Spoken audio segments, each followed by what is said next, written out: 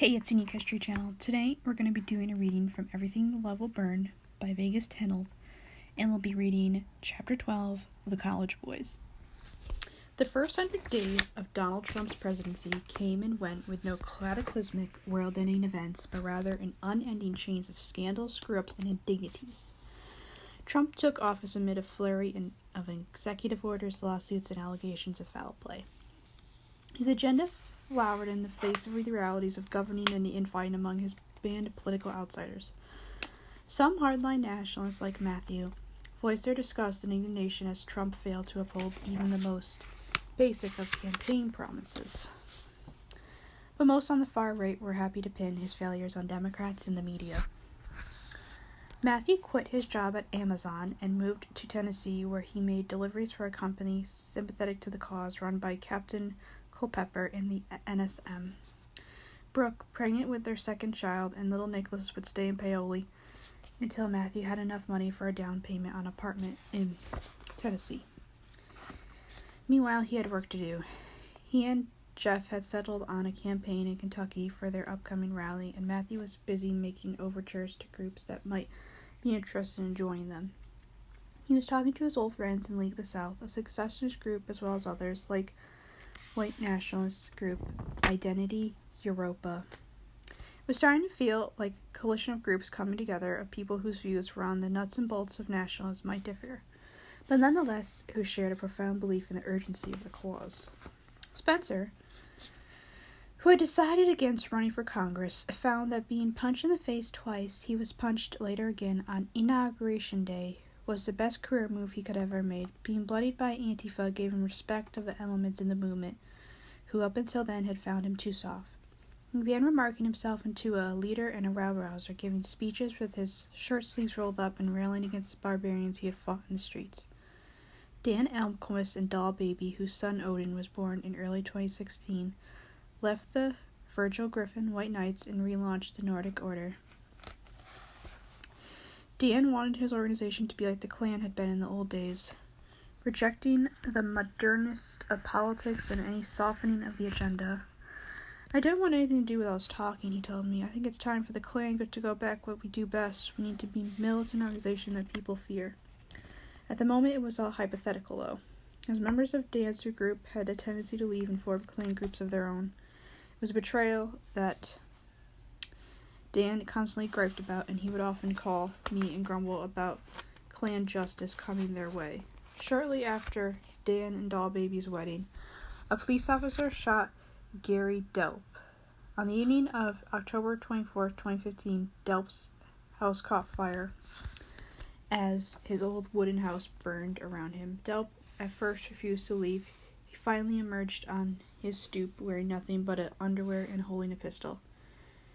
He charged toward the cops who had arrived at the scene with the fire department, and they shot him. Delp survived, but being shot nearly takes a toll on an old body, and he was never the same after. Dan worried about him a lot if he passed away in the summer of 2017. As it turned out, Trump's election wasn't the apotheosis of the nationalist movement in America, but there were signs that his presidency had impacted the mood of the country. The SPLC reported that anti-Muslim hate groups had tripled from 34 in 2015 to 101 in 2016. According to the FBI's hate crime statistics, attacks against Muslims were up 67% in 2015 compared to the year before, and hate crimes in general were up 6%, although there was no way to prove Trump's ascendance caused this uptick. Trump supporters and deplorables all over the country were self-deputizing the name of Trump. He may not have delivered on his campaign process, but to many, the fact that he was president again was a sign that America belonged to whites. The far right and Antifa settled into a comfortable routine of demonstrations and counter-demonstrations, setting up a war of convenience that both sides used to recruit new members. The alt-right used the opportunity to claim the impossible mantle of championing free speech. This was, of course, a highly dubious claim, as the free speech they advocated not only their right to be honest about Jews, blacks, and the minorities, but it was relatively a simple case to make in the face of screaming massed armed anti-fascist protesters. What's more, some of the elements of the alt-right, such as Ann Coulter Milo Yiannopoulos, who had made many of its cases of their own, booked high-profile speaking engagements at prominent universities, only to see their events canceled in the face of public outcry. These cancellations not only solidified the far-right's belief in its own persecution, but also made the argument that speakers were indeed victims of censorship, whose First Amendment rights were being trampled more palpably through those who would reject the content of their messages, such as moderate conservatives and even modern liberals. Despite Matthew's years of bridge-building efforts and outreach, it was Antifa who did more than anyone else to bring the far right together. They had been a regular feature at countless far-right rallies, but in Donald Trump's election energized the radical left and brought a host of new members to their ranks. The armed-up president of Antifa at rallies, as well as the sense that the left was attacking not only them, but a president for whom the first time spoke up for white people, galvanized the members of the far right, many of whom increasingly felt that the skirmishes with Antifa were precursors to larger battles to come between the left and the right. As difficult as it was for the various factions of the right to agree on, their shared loathing of Antifa seemed to equate to building some sort of coalition. Even groups who shared little of former law enforcement and military personnel who dedicating themselves to make sure the Constitution, at least their interpretation, was upheld, started showing up to the far-right rallies in order to provide protection to the First Amendment. Right now, it seems that the organizing to neutralize Antifa is a big attraction, and I hope it continues. Brad Griffin, the blogger who runs the popular alt-right Twitter feed and blog Occidental Dissent, told me, once it hits critical mass, more people will come to real-world events. It won't stay croaked up online in the long term. It isn't as fun. In late April, Richard Spencer announced that he would be giving a talk at Auburn University in Alabama. Immediately, and quite particularly self-afloat from threats and counter-threats, the Antifa website itsgoingdown.org breathlessly announced racist alt-right leader Richard Spencer and his goons had decided to show to overrun Alabama's Auburn University with white power combats armed with safety gear. In response, a group calling itself the White Student Union in Auburn, and until recently had been going under the impressive acronym War Eagle, whites of the alt-right educating Auburn for Gentile liberation and empowerment, took it upon themselves to plaster Auburn with the earnest warning of the dangers of anti-fascists. We don't mind if you disagree with us, we just want you to be safe. Their flyer with material concern. The night before had seen a big brawl between nationalists and Antifa in Berkeley, and everyone was expecting a rematch, which is why the university informed Richard Spencer that he would not be welcome on their campus after all. To which Spencer replied that he would come anyway because Auburn is a public school and First Amendment laws applied. He would just hold his speech outside in front of God, Antifa, and everyone else. Simultaneously, he and Cameron Paget, a soft-spoken Georgian who had rented the venue and invited Spencer, quickly sued. They enlisted the services of Sam Dixon, an attorney with ties to the severe alt-right causes, including the KKK, who argued that public First Amendment. The judge agreed, and Spencer would again be allowed to the actual university building to speak. Matthew called me a couple days prior and said that Mike Enoch, the disgraced agitator behind the website TheRightStuff.biz, the podcast The Daily Show, now Spencer's top lieutenant, had contacted him on behalf of Spencer and asked if he would bring some guys down for protection. Matthew hadn't heard from Spencer since inauguration snub, and still to be happy to ask and promised to bring a handful of traditionalist workers down. I arrived before anyone else, and Matthew asked me the lay of the land because it would be their job to hold off Antifa in a public space. They would prefer that space be easily defended. I told him that I really wasn't comfortable picking the battle for the latest alt-right Antifa skirmish, but did let him know the cops were out in force, so they probably would be fine regardless of where they were. Auburn University is situated on a picturesque campus, and the only indication that it isn't a northeastern liberal arts school is the students' distinct conservative bent. Even so, Richard Spencer's brand of nationalism is too much for most of the student body in the morning of the speech, many of them were gearing up to protest with drawing signs of Love Trump Saints and No Fascists at Auburn. I stopped at a coffee shop off the main drag populated with earnest-looking students working on impressive stacks of signs. I asked the young woman what she knew about Spencer. She described him as a Nazi who got punched in the face. I asked her if she thought there would be violence today, and she said they heard rumors that people were coming to fight, but most kids at Auburn just wanted to voice their displeasure. I wouldn't mind punching the asshole in the face myself, she said, but I'd just as soon let him talk and then get out of town. As I walked up the campus along South College Street and spotted a couple of black-clad kids pulling PVC pipes out of bags. Antifa were here, but so far no sign of Spencer or Matt. A small group of guys were lounging in the shade of a leafy tree on the quad, conspicuous from their uniforms, tan khakis, crisp white polo shirts, and the fact they were equipped with like a destitute lawn hockey team that had been forced to settle for whatever protective gear they could scrounge up at Goodwill. Some wore BMX helmets, others had lacrosse helmets, and others had to do with surgical face masks. They were uniformed only in the sense that they all looked completely ridiculous in similar manners. One opted for a t-shirt, then a polo that read "Commie Filth" on the background. Having miscalculated the width of the t-shirt read "Commie FI" with the rest of the phrase being bunched up in a ledger on his right shoulder. Still, he displayed it profoundly as he waved across on a stick. "We're just concerned dudes," one of them, who, like the rest, introduced himself as a Chad, and what we were probably the hacktivist mantra, "We are the Legion." The Chad, alt-right is Chad, apparently. "We don't want commies to start any trouble on campus."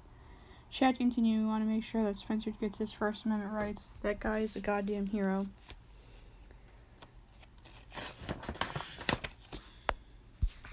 This was another new face of the alt-right under Donald Trump.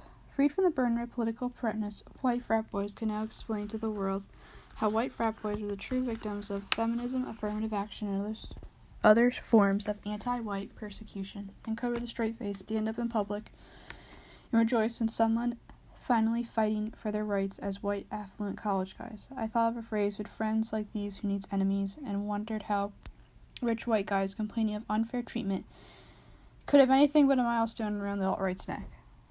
In a way, I understood the complaints of Matthew's constituency, if not Matthew himself. They were white, but also they were poor, undereducated, underrepresented, and living in a country where economic opportunity was almost non-existent. The warriors of War Eagle were young men in their early 20s and students at a fine university, where the cost of attendance ranged from $30,000 to $50,000 per year. This isn't to say that college education automatically buys you happiness or secures you economic stability, but they were hardly systematically oppressed. This was all of the ongoing alt-right identity crisis that had been unfolding since the inauguration. If the election of Donald Trump had emboldened racists such as the Boys of War Eagle to come out of the woodwork, then what did that mean? They were all alt-right now? They certainly weren't ordinary Republicans, they weren't Nazis, but they didn't have the ideological baggage of many of the original alt-right figures who had spent years, even decades, shaping their politics.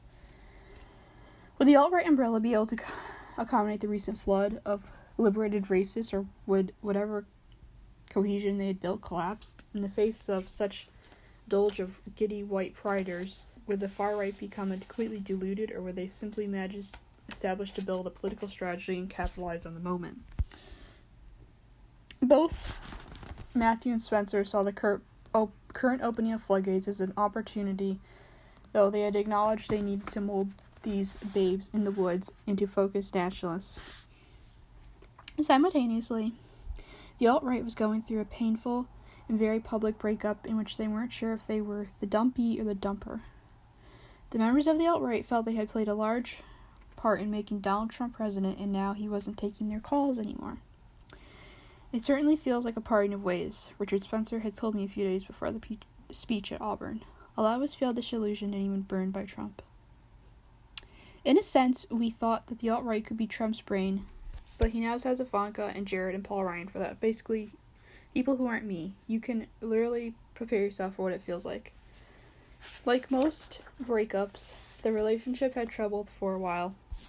Many in the alt-right were disappointed in Trump's rapid embrace of conservative dogma, focusing on healthcare and tax cuts rather than getting to work on building the wall.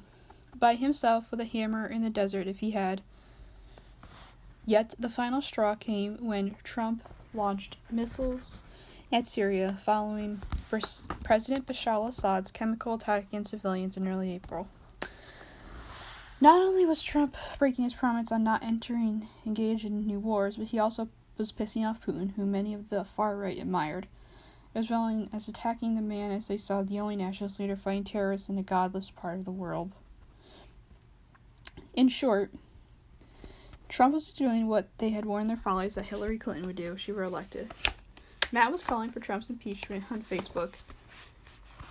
Richard Spencer said he condemned the attack, and Paul Watson, a writer for the conspiracy-oriented InfoWars, tweeted that Trump was another deep state neocon puppet, announcing that he was officially off the Trump train.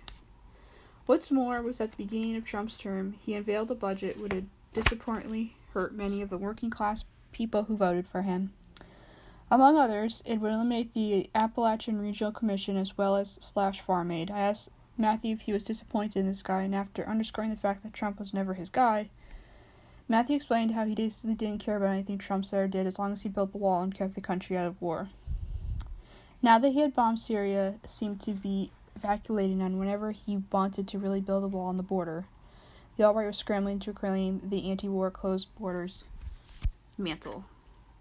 His domestic policies should have been just lame shitburger after another, Spencer told me when I asked him about Trump, the president, versus Trump, the candidate.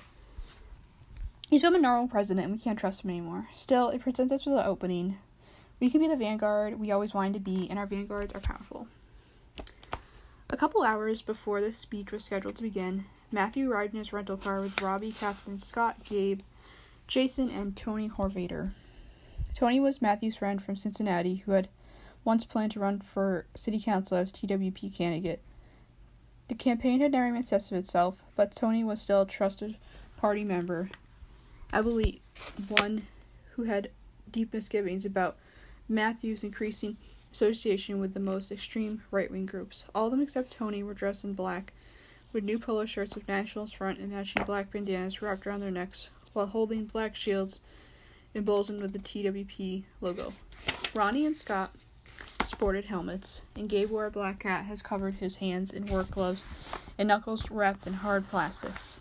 I was surprised to see Gabe again. He'd recently decided to leave the Hammerskins and move back to Louisville to be closer with his family. Since Hammerfest, he'd become increasingly disgusted at the Hammerskins' willingness to fight each other instead of the enemy, and he began withdrawing from his brothers in C-38. At a regional meeting in North Carolina a couple months after Hammerskins, a large Hammerskin decided to test Gabe's commitment and jumped him. Afraid that he might spin out of control and ended up with more brothers joining, he fought back, and Gabe had taken a few punches without resisting. He wanted to prove that he was strong and could take a beating, but he also seen all these fights descend into boot parties for no apparent reason and didn't want to end up dead on the clubhouse floor. After all, it was the Hammerskin who had fought and attacked him and pulled him aside and asked why he hadn't fought back. Fighting was such an integral part of being a Hammerskin that Gabe's reluctance to fight back was either a sign of weakness or an indication that something was wrong.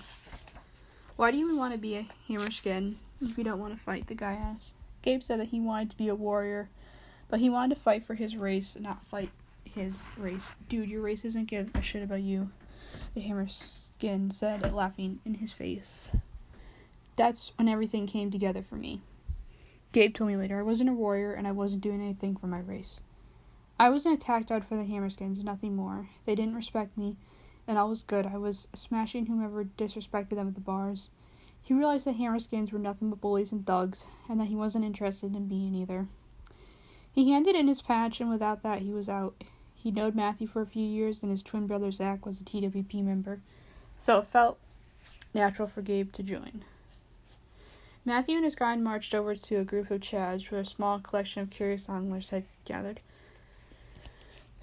What is it you want? A young woman would ask the Chad with a Commie Filth t-shirt. I want Jesus and I don't want Commie Filth, Chad said. What's so hard to understand about that? The police had record barricades around Foy Hall, which inspiring Chad to rename Goy Hall in a not-so-clever allusion to non-Jews, where Spencer would be given a speech. Nobody was allowed on the other side of the barricade, and Matthew worried that it would leave some of them open to attacks from the rear. And those sons of bitches sold us out, he muttered about as the cops. He cast uneasy glances behind him.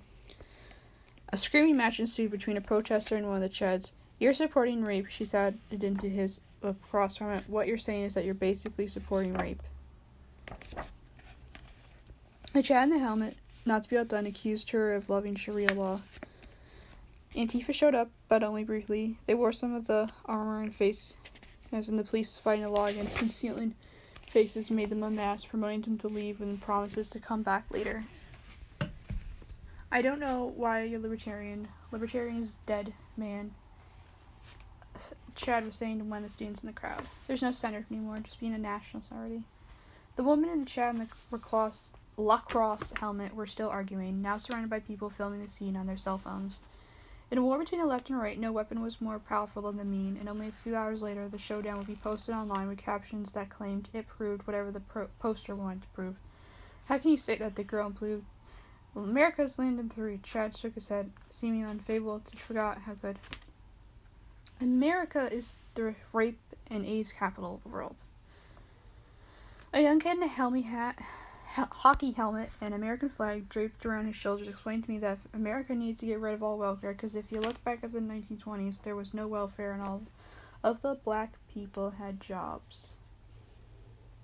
Eventually, the barricades opened and a brawl broke out between one of Matthew's guys and a protester.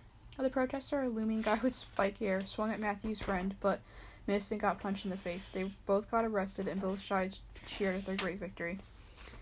We filed into the large hall. The Chads took up the first couple of rows, while the next 5 or 6 were operated by a mixed bag of Spencer and Trump sympathizers identified by various stickers. Buttons, hats, and t-shirts. The back half of the spacious auditorium was filled with curious onlookers and protesters. Matthew and his guys took seats along the aisle, ready to leap into harm's way in the event that someone tried to storm the stage. Nobody yet had seen Spencer yet, and Matthew hadn't heard from him. Mike Enoch, a squat, scruffy-looking man with a 5 o'clock shadow and baggy pants, walked over to say hello and tell them he appreciated that they came, and Spencer appreciated it too. "Happy to help," Matthew said as Enoch went back to the podium in anticipation of Spencer. "Just an FYI, Matt told Scott, who was occupying the chair in front of him. "If anyone tries anything, just deck them with your shields. Also, we're going to chant. Remember that our chants come in 3s. No tampering off after 2. He turned to me. "Did you hear I'm suing Trump?" Trump's attack on Syria had particularly disgusted Matthew. As a proud Russian Orthodox, he was enraged by the betrayal. He was also a co-defendant with Trump in a lawsuit brought by a Black Lives Matter activist who alleged that he shoved her at a Trump rally and that Trump had incited the violence. See Chapter 8 for more details. Now Matthew wanted nothing to do with his co-defendant. "Trump should be impeached," he said. "It just proves that if you want anything done, you have to do it yourself." Spencer took the stage with a buoyant, "Oh yeah, it was the new persona he tried out.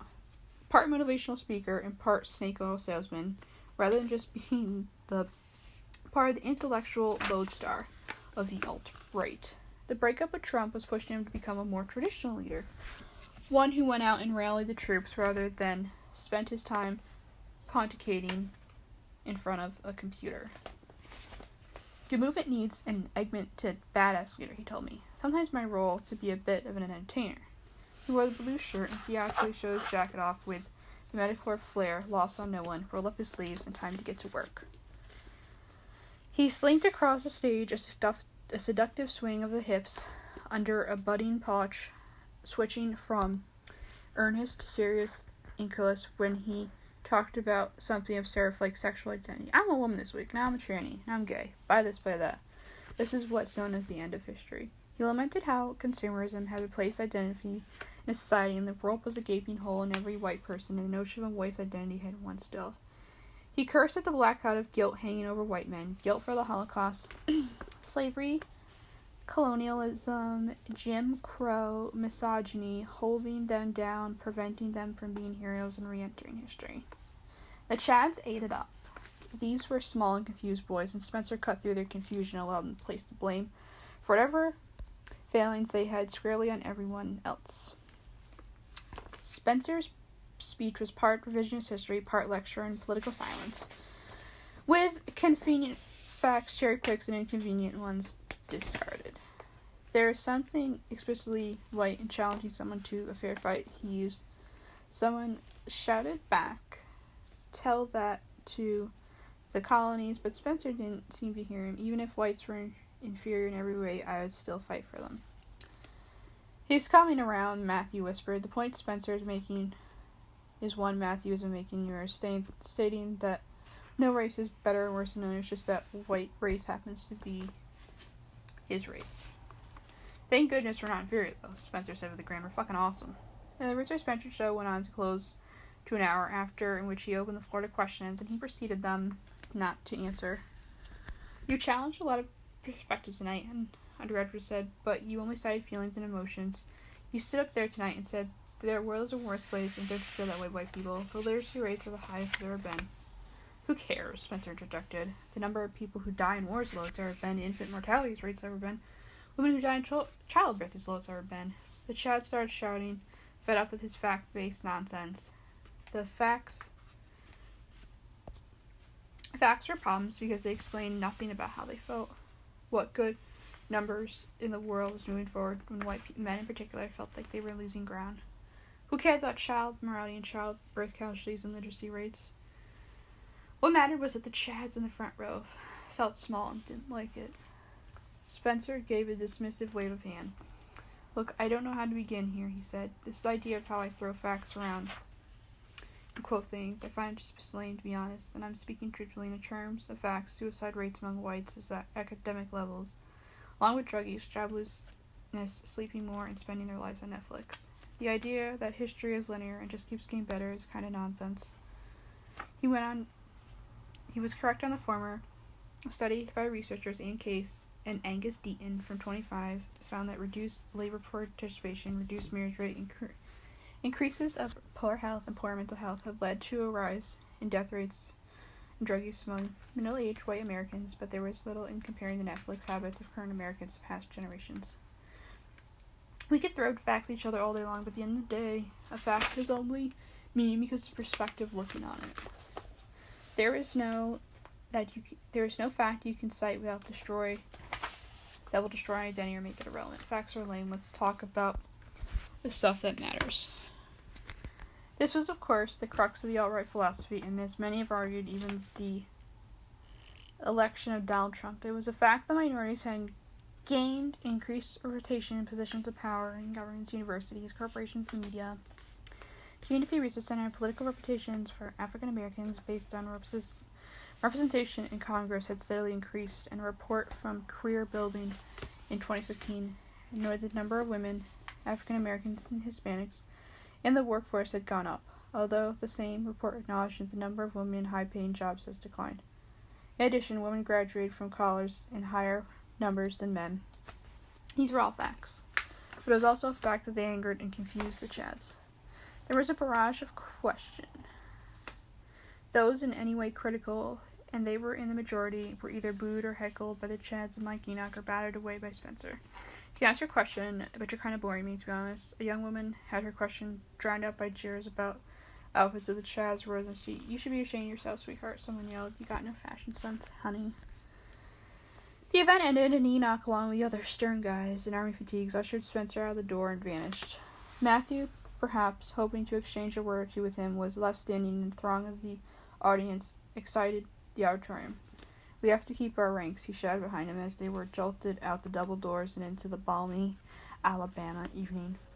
Protesters were waiting, and descending on a small band of fascists, they walked towards their car.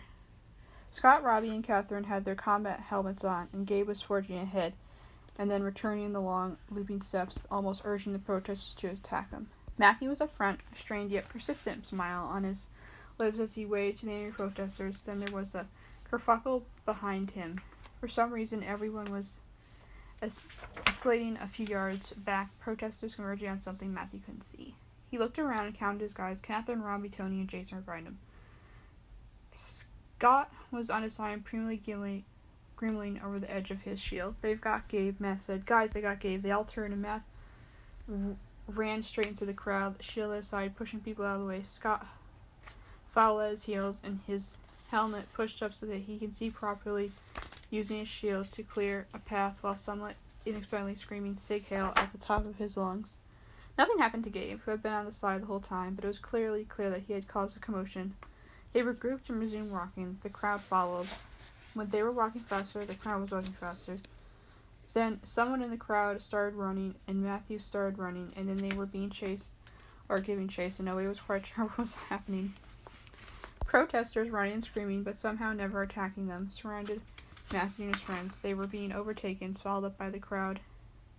And Matthew decided that rather than being picked off one by one, they would make a stand. They were going to take a beating, they might as well do it together. They stopped and turned, crouching behind shields as the throng descended upon them, and then nothing. And out there, expecting fists and kicks, watched as parts of the protesters spit and ran around them, continuing their wild chase after who knows what. It lasted a few seconds, then it was over, and then the last stranglers passed them. Matthew watched as they ran off down the corner on South College Street, stampeding down East Magnolia Avenue. "That was strange," he says as he dusted off his knees and got to 2 feet.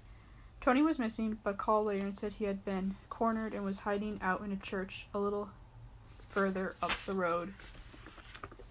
They were protesters patrolling the street outside, so Matthew asked him if I would go pick him up as I wasn't one of them and would presumably be able to pass through unmolested. Parked outside and waited as Tony snuck out and jumped to the passenger seat. "I've never been happier to see a commie," he said, as we drove off. I wondered if I was crossing some ethical line going to help him. But I had no desire to see Tony, who was moderate in his politics compared to the rest of TWP, get beaten. He had been someone I was listening to in my car for the 20-minute drive back to the hotel. It might have been a different story. Tony had been remained deeply skeptical of Matthew's alliance with the NSM and his overtures towards the Klan and skinheads. He was firmly convinced that they needed to be apolitical, and Matthew's continuation with Nazis was hurting them. "Matt wants followers," he said. "It's flattering to him that these people want to join, but I think it's clouding his vision. He needs to see that these people are only hurt our cause. They could be the leader of Nazis, and he could be the leader of nationalists, but he can't be both." The argument eventually fell on deaf ears as Matthew continued to insist that avowed nationalists like NSM, who were used to marching in the streets, could easily be turned into an asset when he got them under control. Tony and many other TWP members could only watch in mourning, mounting frustration as their leader's political fate became increasingly intertwined with the most remote figures of the far right. "That's why I was so happy we came to this," said. "Guys like Spencer and Enoch are the future of the movement, and I think they're realizing that such as Matthew needs them. We need to get this part of the movement together if we're going to stand a chance." Supposedly Spencer would be at a friendly bar in town and was interested in talking, so we all headed there. Scott was feeling sheepish after everyone had heard his Sig Heil bow cries. He tried to explain that it was a form of trolling that he could give the advantage in a fight. When we got to the bar, Spencer was nowhere to be seen. Neither was Mike Enoch. Christopher Cantwell, the jocular host of Radical Agenda, a popular internet-based radio show, was there and seemed happy to see Matthew. "It's good that you guys are finally getting together," he said. Matthew, Spencer, and Enoch. "Now we got something." At 4 a.m. the next day, I was at Hartsfield-Jackson Airport outside Atlanta to fly back to New York. Slouching uncomfortably in his seat by the gate was a sleeping Mike Enoch. He woke up as I sat down next to him. He hadn't heard anything about the chase and the weird fights from last night, but was surprised that Matthew and his guys hadn't just snuck out the back with him and Spencer. "It's really cool that Matthew showed up, though," he said. "That guy has balls and can be counted on. I think we should do more together." The next weekend, Matthew and Jeff were putting on a big nationalist front rally in Pikeville. "I might show up," Enoch said. Matthew certainly has my support from now on." I told Matthew about it a couple of days later, and he seemed genuinely excited about what Enoch said. Praise from Enoch was tantamount to praise from Spencer, and I sensed that Matthew still wanted to get Spencer's admiration even though he had come from far on his own people and despite the repeated snubs. After the inaugurational hiccup, Matthew told me that he reportedly didn't need Spencer, but Spencer had asked him to come to Auburn.